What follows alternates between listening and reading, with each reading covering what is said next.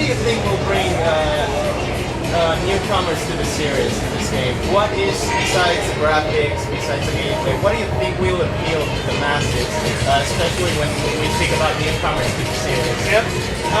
I think our biggest asset in that is that guy in the green power armor. Is the Master Chief. I mean, he's a hero, the likes of which you don't see very often. Halo's got a great story. It's really one of its strengths. Is the universe that we've created, and kind of that classic good versus evil. You've got a hero, he's got a job to do, and it's just awesome watching him do it. So, that kind of storytelling is really a big asset for Halo. Yeah. Looking at other games that are out there these days. We realize that it's competitive. There's a ton of great games out there right now, which is awesome because we're all gamers and we love the lineup of games that's coming out this fall and this winter to look forward to. But Halo's got some things that are special in the story, in the settings, in the look, in the sound. I mean, Marty O'Donnell's music, there ain't much in the way of video games that can compete really well with Marty's music. So Halo's got a lot of different strengths, and Anniversary is going to be a great way to kind of get back to the beginning. It's a simpler story. It's Chief and where he landed. It's going to be a great time for new fans to get back into it. It's going to be a great time for people who, haven't played Reach for a little while to kind of come back and have reason to give it another shot. But, I don't know. It's just a lot of fun. It looks like it. Yep. And will you be planning on making Halo 2 now that you're at it? Yeah. That's one of the questions we get most often now that we've been showing off Halo 1. And like I think I said earlier, the reason we did this is because fans asked for it, they begged for it. We're getting close to that with Halo 2. So we're not, we haven't made any decisions. Obviously we want to get this done first.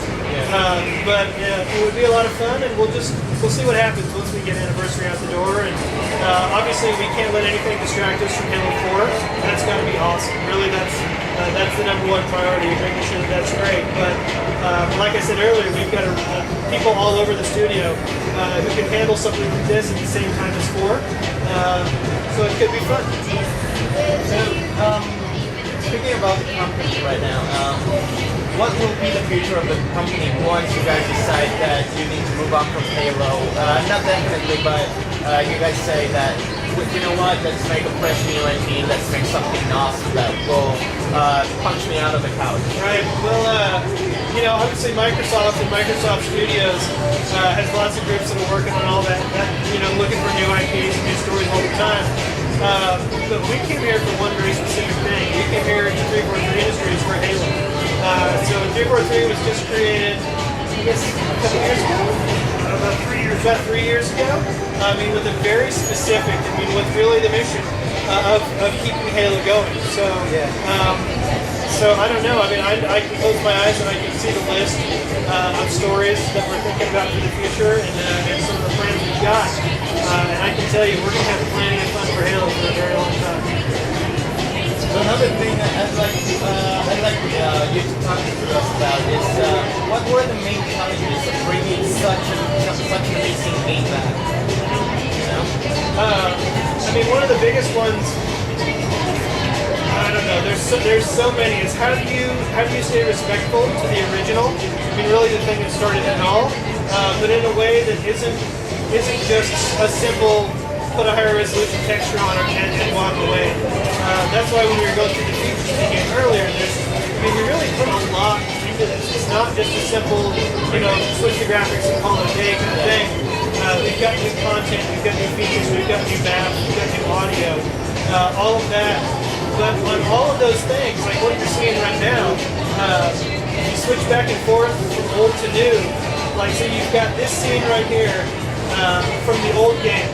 And so, if you were in charge of it, and somebody came in and said, "Okay, make that look awesome," that's a 1,000 tiny decisions that you have to make to figure out how to make that look awesome in a way that'll make Halo fans say, "Yeah, that's what that should look like." So every scene in the game has 10 or 100 or 1,000 tiny decisions that we had to make, and that we know that fans. Honestly, there's a lot of things in here that not everybody will agree with.